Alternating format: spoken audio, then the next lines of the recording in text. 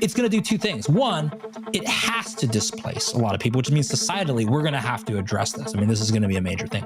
But two, for those of us like you and me, we're going to have to we have a new standard. We've got to be better than AI.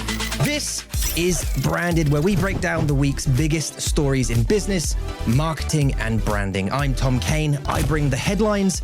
Ben Kaplan brings the insight. Together, we figure out what it all really means. No fluff, no jargon, mostly smart takes, and sometimes sharp questions.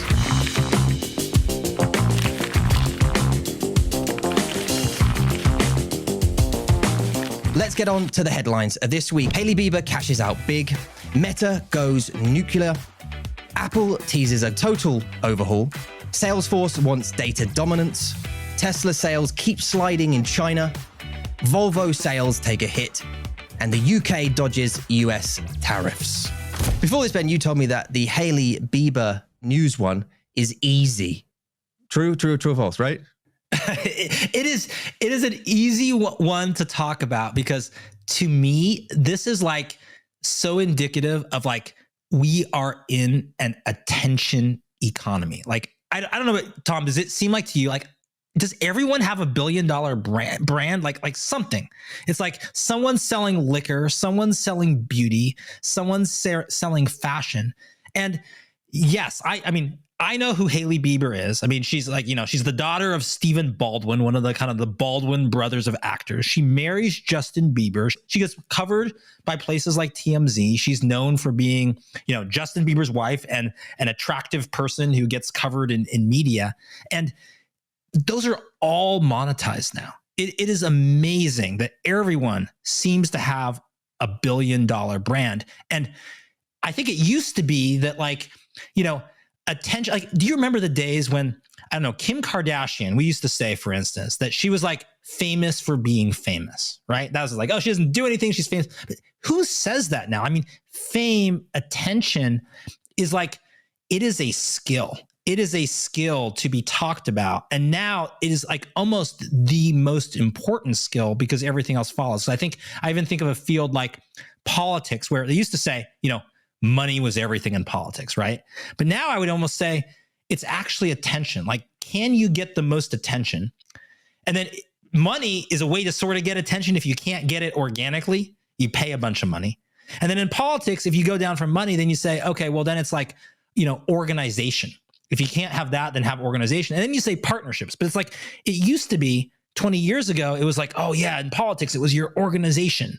It was like who you knew, but like now it is just about attention. So I don't think we talked about it enough, this shift in what was the basis of economy. But it's like, if you have attention, if you have eyeballs, if in your field, you're Mr. Beast of your field, and you don't even have to be Mr. Beast level. If you're just like someone who generally people talk about, that is a skill, that is a monetizable. And these days, it just seems like you have $1 billion brand.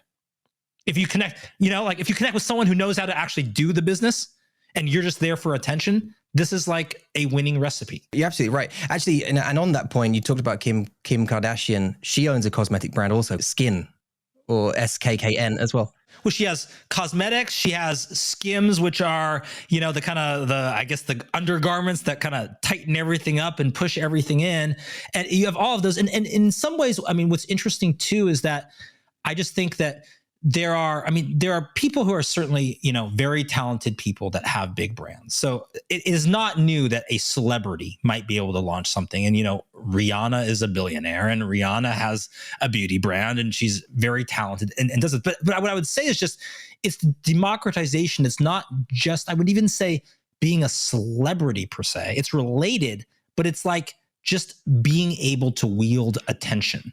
And I would almost describe the quality as like, more on an everyday basis of, how there's like some people like you just like would walk into a party. And when those people walk into a party, everyone like looks over, everyone turns around. It's like, for whatever reason, right? They could be charismatic. They could be, attractive. They could just have like food stuck in their teeth, right? Whatever it is, but they just like draw attention. And that, if you can basically not just do that at a party, if you can do that using tools like social media and mass media and word of mouth and virality, and you just sort of get it, or you have a personality that's predisposed for it. Or I guess even so for someone like maybe Hailey Bieber, maybe it's not even personalities. Maybe it's like you associate with people who have a personality who are predisposed for it. Then that is almost at the top of the economic food chain now. And it never used to be like that. But that has huge value. And then so you have a lot of folks who are just like, not necessarily traditionally educated in a way that you would expect, or traditionally they've, business people in a way you'd expect, but they're doing great things in businesses because we just live in an attention economy. And I think you can try to like deny that. You can kind of try to say that like, no, it's something different, but I don't think it's any different than maybe a meritocracy before. It's just like attention is part of the merit. Whether you like it or not, that's where we live. Who would you say is the best at trading attention when it comes to celebrities with businesses? Well, there are certain people for sure. I mean, I think you have to put Donald Trump at Trump, the very top. You have to, because I mean, I think he was good at this before he was a politician. Then he became a politician, and I think of it's sort of the nature of his personality. Of course, it's. What else is it? It's sort of like the willingness to be controversial and attention. Sometimes, there was the old adage, like no media is bad media. Attention economy kind of amplifies that, right? It's like his willingness to be controversial, to take sides. But then it's also just the manner in being. Attention goes to people who are distinctive and unique and different. So a great example, when he becomes a politician, he talks about he's going to put he's going to build a wall. He's going to build a wall with Mexico. And it didn't really matter, how feasible that was. Was it going to be the whole distance? It's just like no other politician talked like that. It was simple. It's a wall. It was surprising. Politicians were giving you their 7-point immigration plan, not build a wall. And was it significant? Yeah, because it symbolized he was tough on immigration. So he just had a way of talking in that manner, and that was attention getting. So he's near the top of that. But I think it's also interesting dynamic that I would say people who are good at attention, when they combine, when they join forces, it can amplify to something else. I mean, Taylor Swift was huge. Yes, Travis Kelce, Taylor Swift's boyfriend, was an NFL football player. He was a star player, but he was not as big. But you put them together, and that just like drew attention, because I almost think like you had two separate worlds colliding, right? Like this musical world, female fan, she dominated. You had this totally different male-dominated football world. You collided them together, and it was just like this, attention nuclear bomb that went off, that did it. So the dynamics are interesting, because I think like people master, but I think you have to look at them in terms of now Travis Kelce and his brother, their podcast is reportedly, being shopped around for, tens of, 8 or 9 figure deals. It's she's doing multi-billion-dollar tours that are setting records, like doubling any prior tour. It is just an attention juggernaut in terms of like who's on top. Most of the people you've mentioned so far are quite polarizing, right? One of them you did. I mean, Trump is obviously quite polarizing. Taylor Swift in recent history also has been quite polarizing during the voting season stuff. But another person that comes to mind for me is Kanye West, who's very good at seemingly. He's either in between like insane or very good at like trading attention. Yes, I mean I guess that would be maybe an off the cuff way to say it. I mean, it seems like there's some mental challenges there for sure. I mean, the issue is I think with Kanye West, he rises because he's a trafficker in attention also. He's also doing it. But there's definitely some things you do with attention that also, increase your commercial potential and decrease your commercial potential. So just to set aside for a sec, what I think are like, deeply offensive things he's said, but just to analyze it from the attention economy perspective, to set that aside, specifics about it is just like, there are things you do from attention that are commercial killing things. When he does those on top of it, he seems to wield attention, but he definitely gets, a sort of counter current that he creates for himself. So not all the people who wield a lot of attention are super strategic about it, are doing it like this. Yeah. They just have sort of like a knack for it. And it seems like when you reach a certain level of just attention getting, then no matter what you do, it just spins in all sorts of different ways. But I just think, we don't really treat attention as like, a skill, but I think it is a skill now. And I think, some people are great at it and some people are good at it. And it comes, in the case with Kanye West, with tremendous cost as well. So I'm just going to go over a couple of details of this deal, just to fill us all in here as well. Hailey Bieber, so she sold her skincare brand Rhode to Elf Beauty, the CMO of which actually came on the show. Yeah, been on the show. We know them well, of course. The deal was worth $1 billion. The structure of said deal was $600 million in cash, $200 million in Elf stock, and then $200 million in earnouts. Hailey is going to stay on as the chief creative officer and the head of product innovation. So she's still in the brand. Just a bit of background, founded in 2022, already pulling in over 200 million annually. Amazing, right? I mean, this is the power of attention. I mean, 2022. I mean, this is not long ago. This is to create economic value. I mean, this is sort of unbelievable. And like, whatever title they give, they always do like chief creative officer, chief, vision officer, chief culture officer. Let's say it for what it is. Chief attention officer. That's what this is about. So one last thing, Hailey reportedly owns 51% of her company, making her cut larger than Justin's recent net worth, allegedly, stirring a fair bit of headlines and commentary. So question for you, what do you think makes Rhode worth $1 billion? I mean, I suppose it's all the things you just mentioned, right?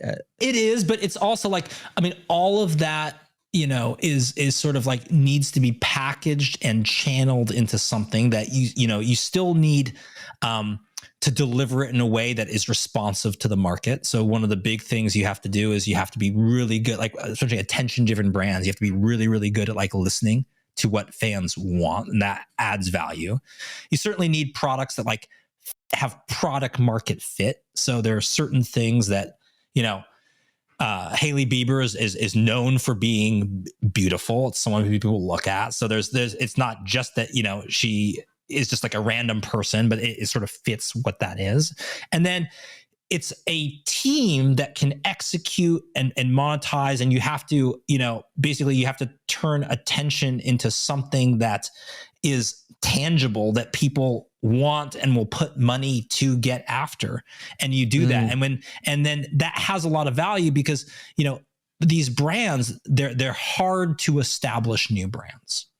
And it is rare to have a new brand that does not have an attention-seeking component that can make that leap and also make that leap that fast. Without the attention boost, it's a slower burn, it's a slower ride. So when you put those together and you're like, okay, we have product market fit, we've listened well to our customer, we have the attention fuel, we already see sales going, then it's an easier thing to get behind and buy. Now, what are the risks? I mean, it's the same risks that followed celebrity marketing. I mean, for every Rihanna that seems, or Taylor Swift that seems to be generally, not doing anti-commercial things in their personal life, they could do it. There's a Kanye West, and you're tying a lot to that person. So what I expect you'll see, what you'll probably see this is and you see this with, Kim Kardashian's products, you see this with other things, is you'll start seeing them diversify to different other attention getters, meaning they'll start saying, hey, our insurance here is just like, let's have other celebrity as other intention getters on board. Let's tie this to other things, right? I mean, you even see that stuff like Nike's Jordan brand, right? Like originally all about Michael Jordan, but there's lots of ambassadors of that brand. So you'll start seeing them do that. And if they're successful, then they'll have an insurance policy in case something happens that makes her suddenly not an attractive spokesperson. But for everyone who does that, there's also, Lance Armstrong gets, his everything that he used to do for sort of cancer research and raising money for this and everything else gets too tied to him. He, comes out and admits that he was a doper, and suddenly it never can recover. So that is the risk, and that is the risk that ELF has assessed here. When you have generally a person who's been pretty, nothing too bad in media about them, but also is married to a person who gets a lot of attention, and that's Justin Bieber. And Justin Bieber gets a lot of attention for not always positive things too. And so it's a real risk. I wonder whether the acquisition would have gone through if Hailey didn't agree to stick around. Very hard to do that. I mean, this is tied in. That is some of the value.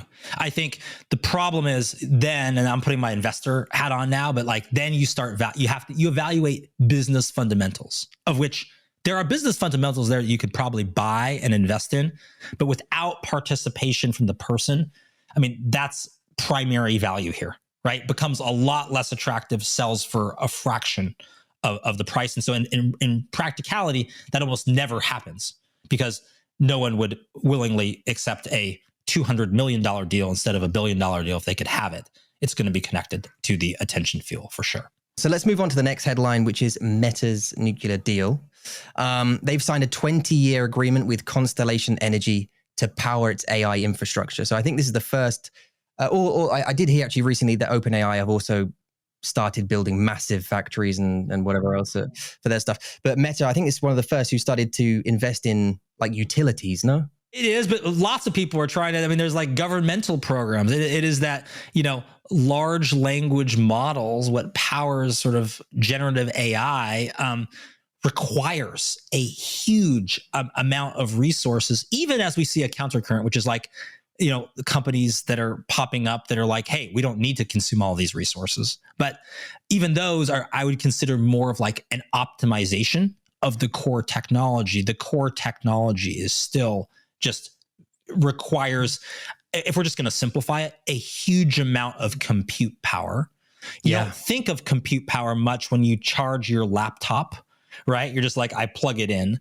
But when you do this on the kind of scale that is required to do this, it requires these kind of investments. And the only thing is sometimes I think people, I get asked a lot about like how transformative will AI be?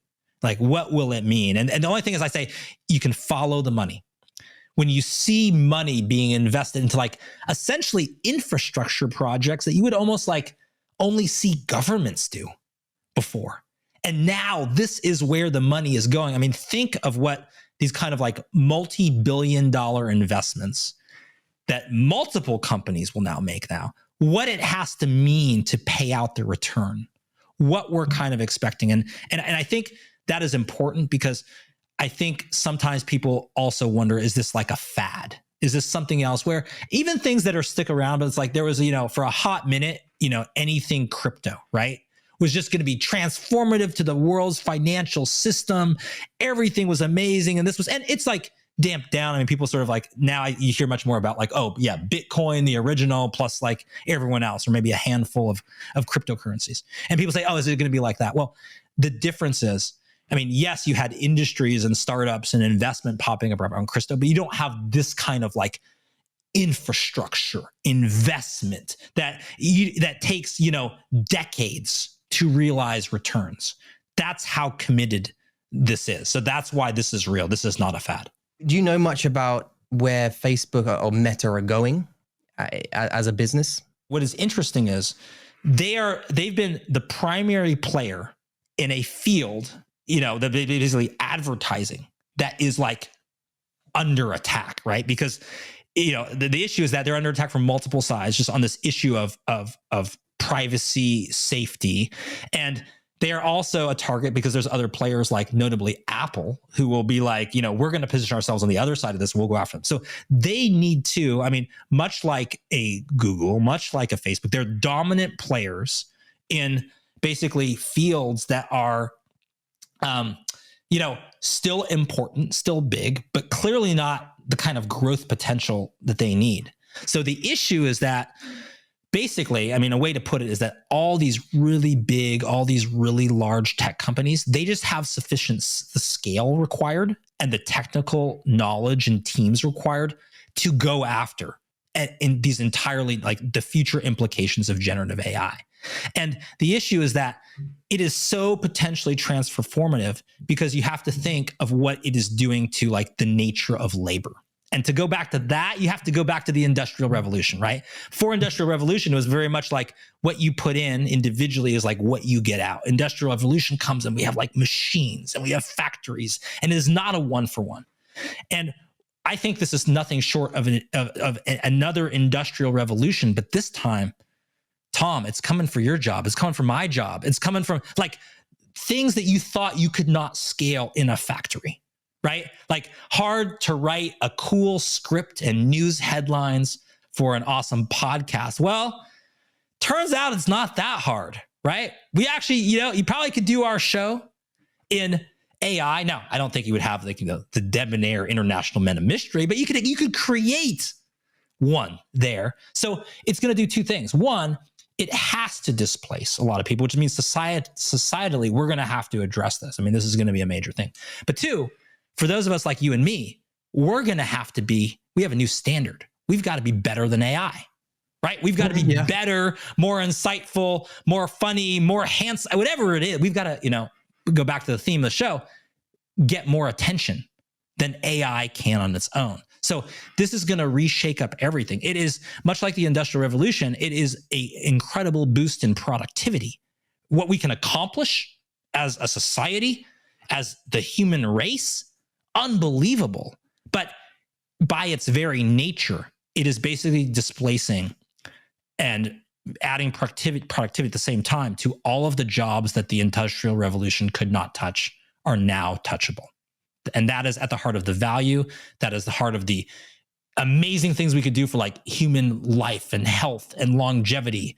And I have, you have little kids, I have little kids. I mean, I do not think it is impossible that our kids may live to be 150 or may live to be something so, that we think unfathomable. Like it is going to be incredible, but we are going to have, massive displacement, which is going to be problematic. And we're all going to have to learn different ways to approach our jobs and our skills, but you and I included. I don't think my kids are going to do their own homework. That's what I worry about. You don't think so? That's going to fire up it's all chat GPT and, And I'm trying to think because I remember, I guess this is, my age range, 40s and on the second half of 40s. But I do remember when like graphing calculators came in math class. And that was like a big thing where it was like, oh, these calculators can like solve problems for you. And were you going to be allowed to use them on tests? And were you going to be able to do this kind of stuff? So, people were worried about that then. This is at a whole other level. I think what I am just most concerned about is that like everything that AI does well, we need to teach our kids.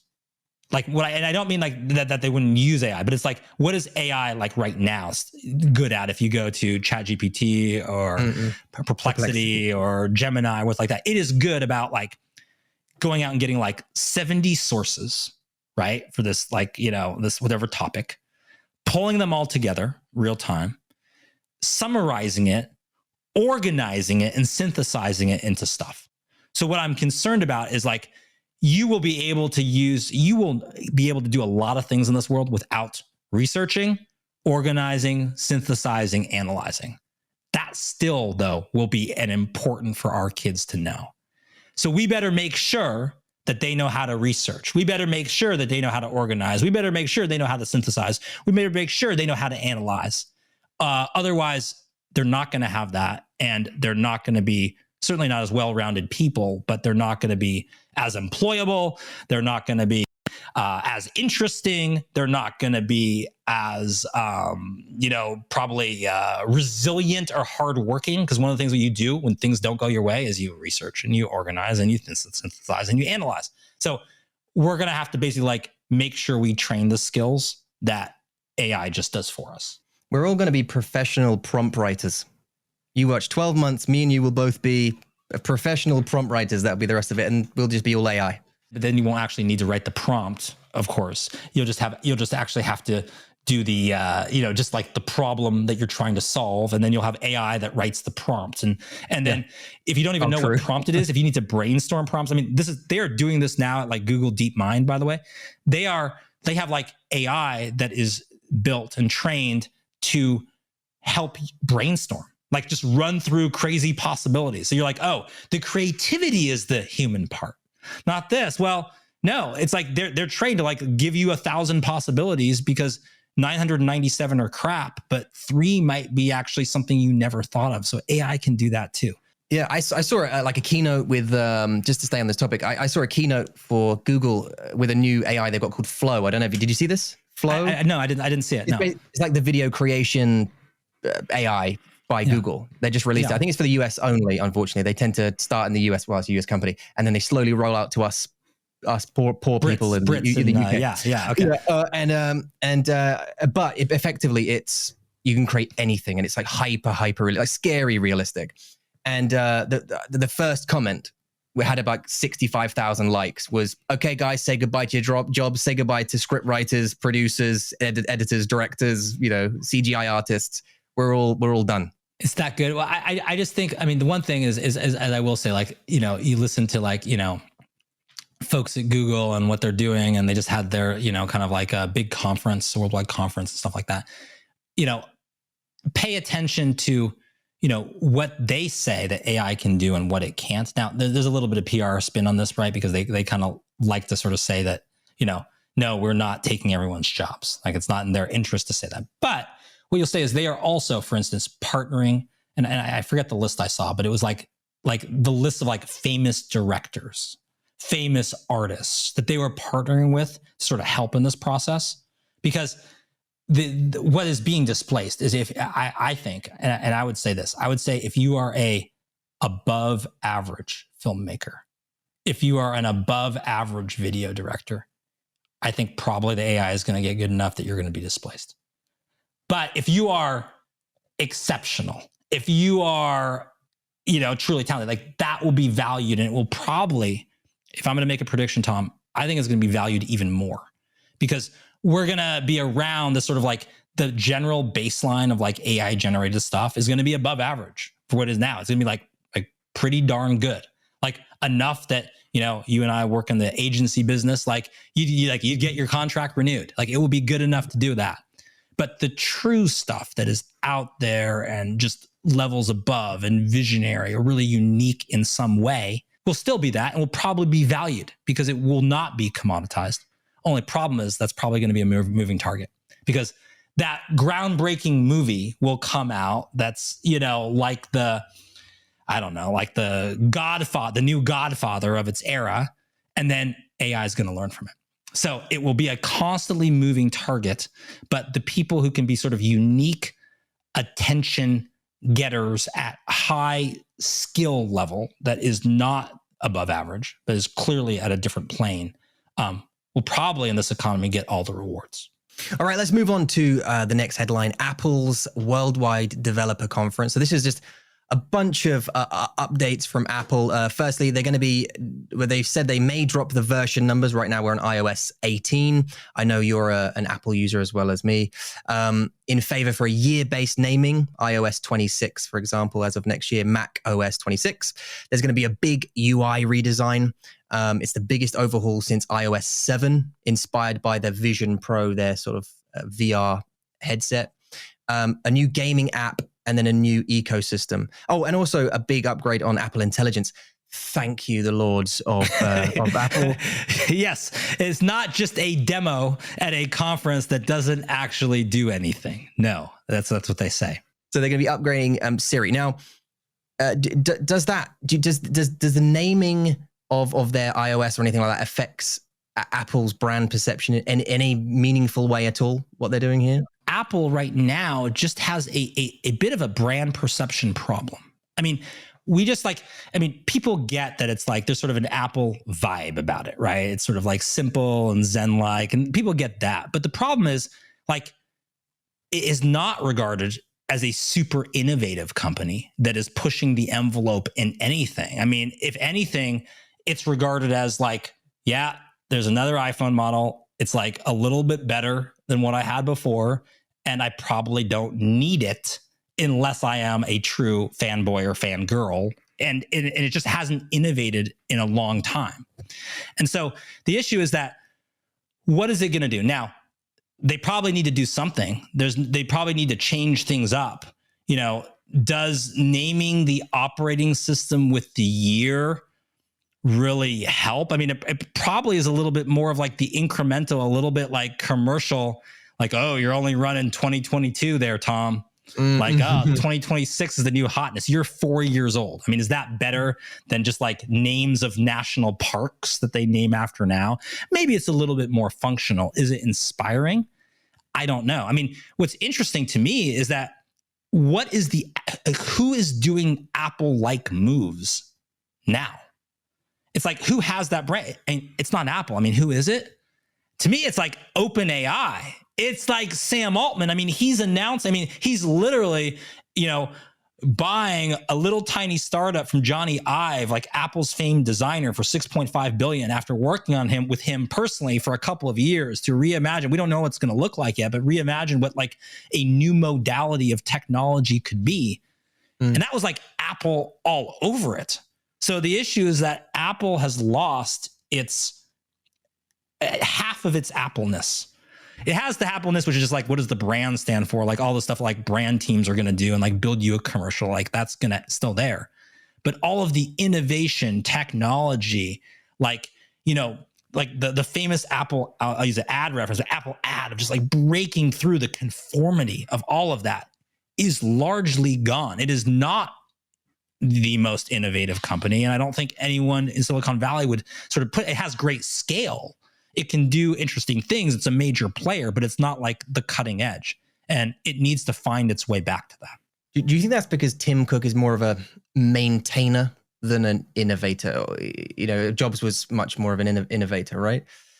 I think so. I mean, how much does it come down from like the very top? I mean, the question is, I mean, and I just, it's hard for me to say. I mean, I probably only know this anecdotally, but what made Steve Jobs great was not just like the sort of, I would say, like vision and ruthless focus. Ruthless focus just means like putting everything else aside that doesn't matter and focusing on the one thing, right? Something that I actually honestly try to work on myself because I tend to want to do a lot of stuff. And Steve Jobs, I mean, the definition of it would almost be like, you're not focusing unless you give up something that you want to do, that you really, really want to do. Unless you give that up, you're not focusing to find what's important. So he had that. But the other thing he was great at was he was an incredible team builder. I mean, he just put together teams of people who went to become billionaires in their own right and start major companies and everything else. So he was really great at that. What I just don't know is Apple, by nature being Apple, is going to pay a lot of people really well, is going to hire a bunch of people. I just don't feel like, though, that like if you want to be on the cutting edge, if you're like there is a renaissance, like this is the goal, this will be the biggest moment for anyone who's a computer scientist, is what we're doing right now. That you're like, I want to go at Apple to work at Apple to maximize that. I think you might say OpenAI, you might say, regardless of how you feel about him personally, you might say Elon Musk, is that whatever Elon Musk is doing, I might want to go. I mean, he has some of that. You might say, even because of like, interestingly, Microsoft, which was like the machine in Apple commercials, right? The opposite of this, because of their association with OpenAI and because of how the Azure cloud is kind of doing, like they're even probably like a little bit ahead on this, hence their stock price is doing great and other things like that too. So it's like Apple has to get that back to be like the home of innovation, not just the home of like simple user interface. I would definitely put Elon also at that in that list of innovators. I realize he's and attention getters. We probably should put him on the list of attention getters too. Fantastic attention getter. Places like some of his business, Neuralink, for example, has made great. They've done human testing with people. They put chips in people's heads and they can control chess and edit videos and stuff with their mind, which is to me is insane. Yes. Right. Yes. Telepathy, effectively. And what is unique about Elon is I think you combine like three things in him, which is just that. Like, what was the economy before we're in the attention economy? Just to bring us back for a sec. Yeah. We were like in the money economy, money talk. So the issue is that when you combine someone who is very high up in the attention economy, who is also the richest man in the world. So he's at the top of the pecking order in the financial economy. And then he is also a technologist, or just like a systems person who is good at seeing systems. You put all those three things together, and that's why, so basically the attention economy, the financial economy, and the technology economy together in one person or companies.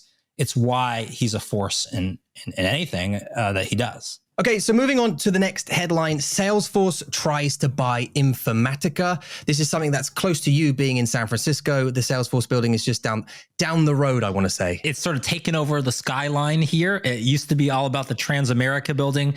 Now, typically this is like from the playbook of like the Middle East, right? Which is like, we'll just take your building and we'll just like build a bigger building.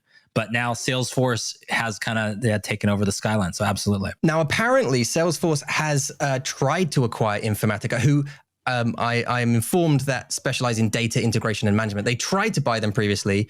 That attempt fell through, and now they're trying again because it's something they're missing. Apparently, data integration and management is something they're missing. I can see why they want to buy it. I mean, what I would say is that, the value of data has been there for quite a while, but suddenly with the rise of generative AI, it takes this whole other meaning, and it is actually fascinating to see all of the businesses impacted by data. And the reason is that as you use these large language models, they're trained on a set of data, and that data that you train them on actually becomes your protective moat around your business. So lots of these data sets, if it's unique, if it's proprietary, it becomes valuable. It's like one of the reasons why, Elon Musk buys Twitter.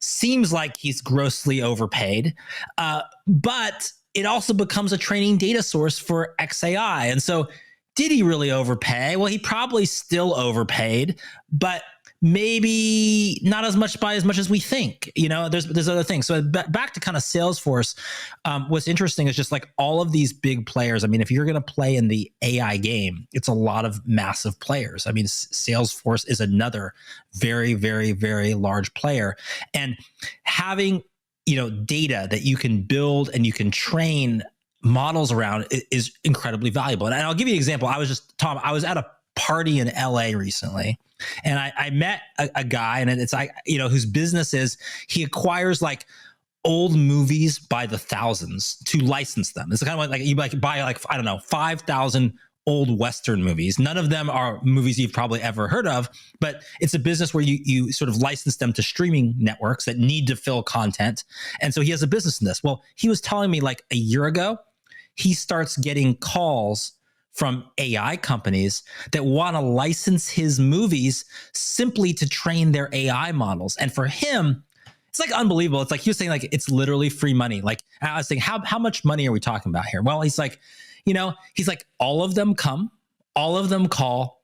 And he said, it's not quite in the millions yet, but it's in the hundreds of thousands of dollars, and everyone wants it. So for him, it is like literally a windfall. And so what is interesting is like all of these data companies, now in the case of Informatica, this is really like a tried and true data company, but for a lot of the other providers, you might not even think like, oh, someone who aggregates old movies to sell them in bulk to streaming services, is that a data company?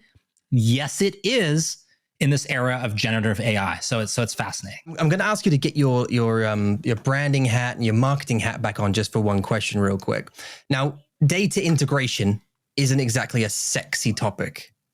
How do you turn that into something customers and clients actually care about? It's like one of those things where it's like, it's never about the data. It's about what you do with it. And it's all the other things that like it can power. So the sexy things, I mean, it was like, it's all those fields that were like, I don't know, Tom, like infrastructure, utilities, like anytime we market or brand those fields, it's like, it's like AT&T. Do you remember? I don't know if you got this back in the UK back in the day, but AT&T, I mean, they're selling like phone service, right? Like back in the day. And they were famous for these commercials. They had this tagline, like reach out and touch someone. Since he sounds a little bit off now. Me Too climate. But besides that, it was actually like reach out. It's like they were marketing like not this like, you know, this utility, this phone line. It's like, oh, it's like your long lost grandma who's just waiting and wants to hear from you, Tom. And she wants to hear from you and it's going to make her day. This is what AT&T sells. So many of these fields is like, what is like the end? Like, what do you get? What do you benefit? But then I think the challenge is just that, how do you do it in a way that doesn't sound like everyone else? Because you're in this like completely boring field, right? Completely unsexy field. And so, you know, you hear this playbook, you're like, okay, we're going to focus on what we're delivering at the end. And then at some point, it just gets eye rolling. So it's like one of those things where like, you've got to do it, but how do you do it in a way that feels authentic, feels real? It's not like, yeah, we sell this totally boring thing, but like, you know, we're making puppy dogs and ice cream and rainbows at the end.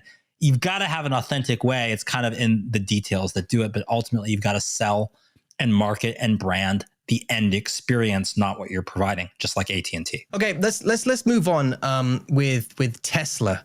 I mean, this is probably going to be quite a big talking point, having such a prolific leader at the helm. But Tesla's sales sliding in China. China-made vehicle sales fell 15% year on year in May, and it's worse in Europe. It's worse in Europe too. I mean, it's like, it's bad. It looks not good in a lot of places for them. As much as like there's like kind of controversy in the US, it has seemed to sort of track them all around the world. 100%. And with also ongoing disputes with, you know, Musk and Trump currently, they'll probably slide. I mean, we might see a resurgence in interest. I don't know. It depends on which side it all falls. But just to get some details up on screen, 61,662 cars were sold, down from 72,573 a year ago. Obviously, main competitors now, BYD, NIO, XPeng as well, cutting into margins and market share. Obviously, Elon, I'm not sure what he's doing to resuscitate sales, if anything, after stepping away from the Doge debacle. Yeah, well, here's the thing. I mean, for Tesla, it's interesting because there's sort of three big factors all working together that are creating headwinds. And it's difficult to tell, you know, which type of headwind it is because the overall effect doesn't look good. I mean, you just have, you know, overall electric car market dynamics in that market, lots of questions about, you know, certain people who, you know, if you were really predisposed to electric car, you already bought one. If you were someone who was like waiting for a super convenient charging station to buy one, has that really changed? There is this sort of consumer preference a bit for hybrid. Like I want to go to a gas or petrol station when I can. And if I don't need to go, I don't want to go. I want that convenience. So there's like factors around that. That's just like, where are we in essentially a market that has to go entirely electric, but the infrastructure, depending where you are, is convenient or not convenient. And do we reach sort of certain saturation points? You have other really like strong competitors. I mean, you know, that are going into this. I mean, notably BYD, who is doing sort of a great job at making technologically advanced cars that are just like very inexpensive. And as some of those, of course, they have to compete in China, but in Europe, as sort of, you know, geopolitical tariffs have a factor go into play, and there's other issues. That does it seem like the European relationship with China is closer? Is that an opportunity for BYD? So you have that, and then on top of that, you have just really Elon Musk, the person, which has probably, I mean, it's one of the most dramatic examples of just like probably you know, it's not even that long ago, like universally liked, respected person, right? World's most famous businessman at this point, tech leader that is just, you know, because of the association with just sort of cost cutting in the government, in the US government, but not even just, it wasn't like so much, because I feel like there's an underlying sense of people saying like, yeah, there's probably a lot of government waste, right? There's probably a lot of things we could cut. It was just like the glee with which, you know, and from a branding perspective, I just think of like, I don't think it was even his idea, but like, I think the president of, I believe it was Argentina, was it, who gave him the chainsaw on stage? And like, here you go to work. It's just that image of the chainsaw. It was just like, that was just like a little bit too happy and a little bit too glib and too indiscriminate with like people who like their livelihoods, their jobs are tied to that you're just like cutting seemingly without thinking about it too much and a little bit too happy about it as well. That has just been added a toxic element to the brand. Now, I think those things are like recoverable. I think that happened. I think one of the benefits was it happened so fast that it actually is possible to reverse it as well. But really, he's paying a heavy price. And the fact that even now in the news, now, you know, him and President Trump are at odds, no longer best friends. I mean, he is paying a big price. The biggest, and then, so there's like three big headwinds. But then the other factor is there's one like wild card here, which is actually just the salesmanship of Elon. Can it be backed up by actual results? Which is, he has this whole other notion of the value of Tesla is not just the cars. The value is this self-driving fleet of cars, which Tesla, which he's sold as a salesman, is uniquely positioned to do, because not only could you like, you know, potentially win the self-driving sort of taxi market, but then you can supply all the cars for it. You can like sort of win on both sides. That theoretically could work, makes sense, but it's all about execution. And Elon has sort of a history of promising things way before they're possible, not being able to keep this time frame. So the question is, that is sort of like the silver bullet that could solve a lot of issues if it proves out there's another market, if Tesla really isn't actually a car manufacturer. But there's a bunch of questions with this, and it's hard to disaggregate all of these factors. Feels like he needs to hire the same PR company as Mark Zuckerberg did. I don't know if you're sort of, you caught up with this, but Mark Zuckerberg went through a long stint where everyone assumed he was a lizard person, you know, or a robot or something. And then he like started like training for like mixed martial arts. He started wearing a gold chain. He looked a little bit like more like stronger. It was like a brand, somewhat of a brand transformation there, actually. Yeah, he did like, from a social perspective as well, he did like, I think Apple released their, what was it, Apple Vision? It was their VR, you know, product to sort of rival Meta's Oculus. And he did like a real honest breakdown of why he thinks Meta's, you know, Meta, this, you know, Quest was better than the Apple Vision. And it got him a lot of kudos online. You know, a lot of people were saying, this is not the lizard guy that we know, you know, who was socially awkward. It was pretty good. But so final question on Elon Musk. When does a founder stop being an asset and then start being a liability for growth? I guess the question becomes, I think, when there's a lot of things that can, you know, that are all just kind of stylistic things, right?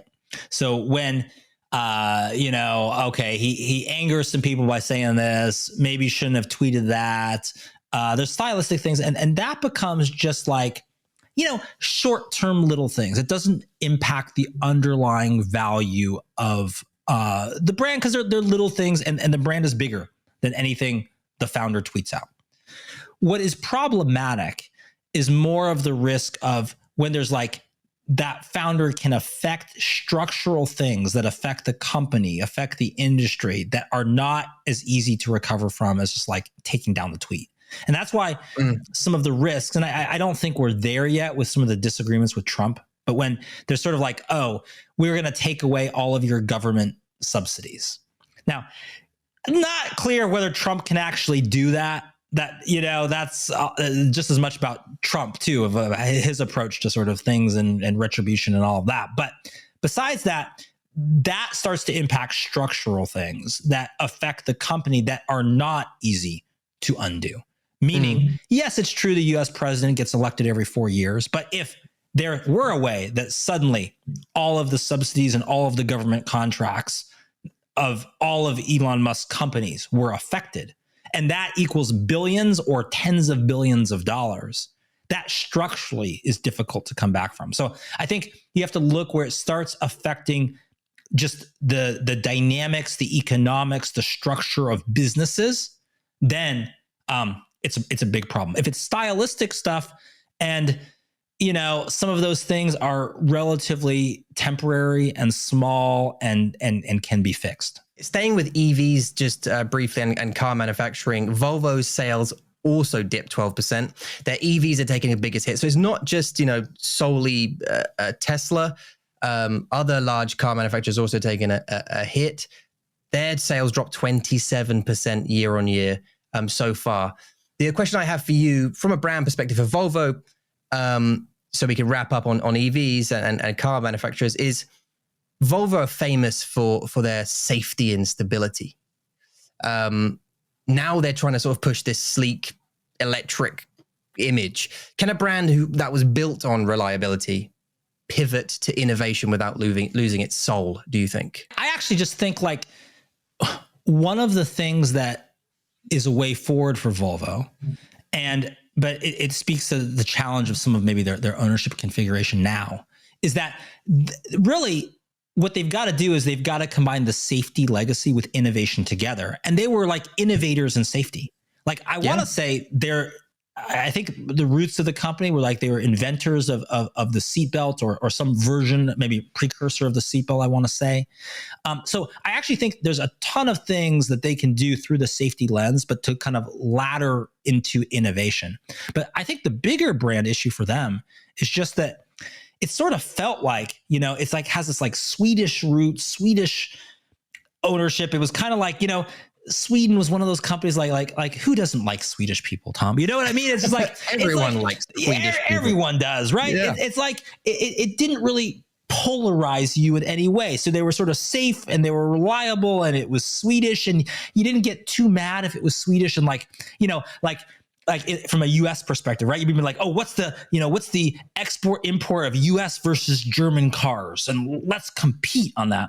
Swedish, you're like, okay, they're Swedish, right? They're just sort of like happy, nice, affable, pleasant people. You're not going to worry about it. And so I actually do think for the brand, the Chinese ownership of Volvo does have an impact in markets. And it does because it just kind of undercuts this sort of like, this car that you're not even thinking in any other context other than it's safe for your family. And then at least in the US, for sure, I do know people who would, basically like would have been Volvo buyers who with Chinese ownership and just the tension between the US and China will just not buy a Volvo.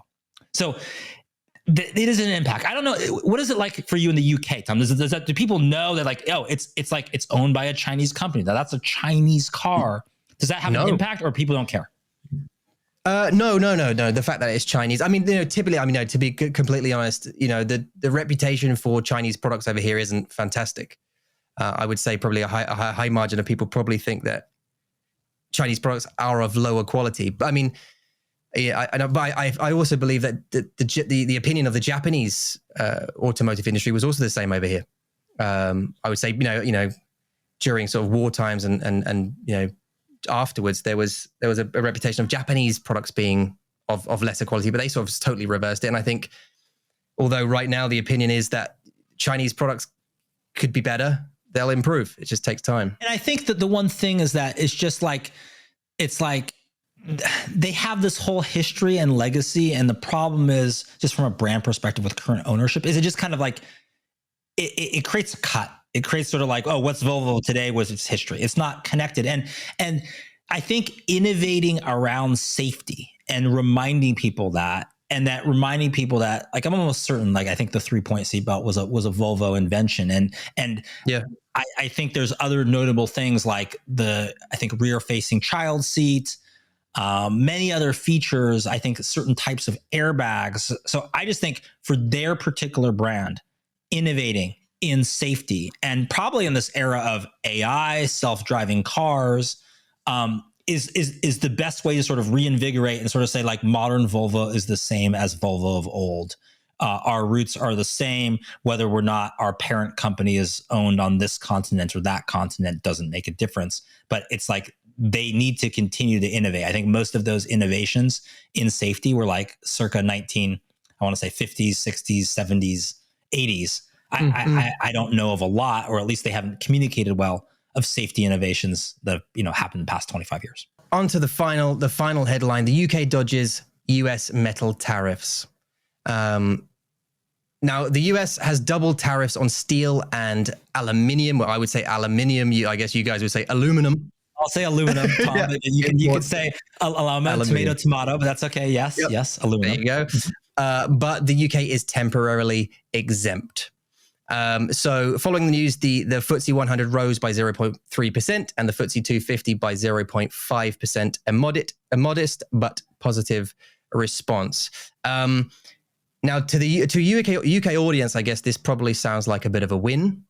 But how do you think this plays to US brands or global investors? I just think like there is so much chaos that has resulted from sort of this upheaval in tariffs that there is actually something to be said for like, oh, like, you know, we have a line in to talk to the US government and we're talking and we're working something out. I think that is reassuring to people. So I think beyond, I mean, I think, yes, I mean, certainly like steel or aluminum are kind of like important industrial areas, but I think, you know, honestly, it could be something totally different. Like I want to say like, I'm going to just pick something silly, like, I don't know, tea. You know, okay. I'm sorry. Yep. I said Americans see it. British take their tea very serious, but it's like something that's not like an industrial component, right? Like if it's just like we've agreed to have some kind of arrangement that says we're just going to set aside what is essentially this upheaval in the economic order that has just happened all at once, and we actually talk and can work things out. That is reassuring. That just sort of says. So I actually think from the point of view of like governments are how they approach it around the world is actually like, oh, you know, if we can like prove that we can make a deal, prove something that we can do, it means that maybe these are not as draconian measures as we think, and we can sort of like work on this together. So I think that is some of the value.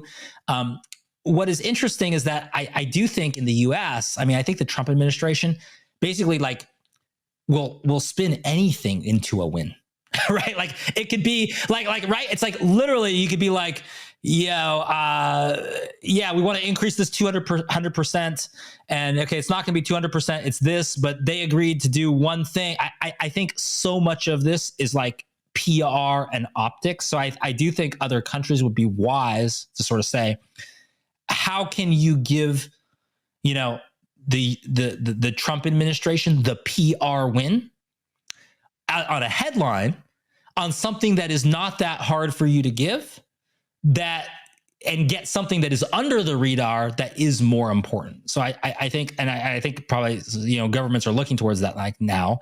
It's not an accident that what was it? The Qatari government wants to give Trump his new plane. Oh yeah, I think the story is that first U.S. was looking to buy it because there was just a backlog on planes. They said, well, what if we just give it to you? I mean, that's a PR thing. That's another way to approach this. So I think so much of the tariffs is like, what is the actual impact? And then what is like the international headline stories that allow people to claim victory? And both sides should be aware of that. All right, that's it for this week's headlines. The brand moves, the business shifts, the eyebrow raises that caught our attention. If you learned something, disagreed violently, or just want more of this, hit follow, leave a review, or better yet, send us the weirdest brand story that you saw this week. We might just feature it.